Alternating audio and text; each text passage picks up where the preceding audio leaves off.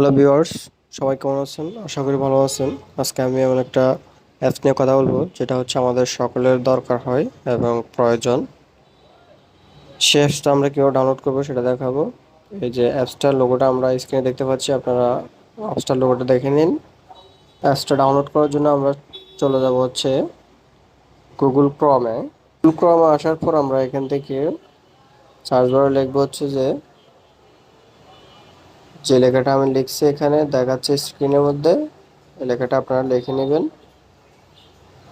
দেখার পর আপনারা এখানে ক্লিক করবেন। ক্লিক করার পর আপনারা এখান থেকে একটা সাইট দেখতে পাবেন।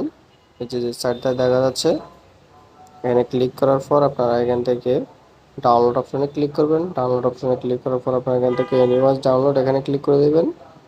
ক্লিক করার পর আপনারা এখান থেকে অ্যাপসটা ডাউনলোড করে নিতে পারবেন। ডাউনলোড করার পর আপনারা এখান থেকে ইনস্টল করে নেবেন।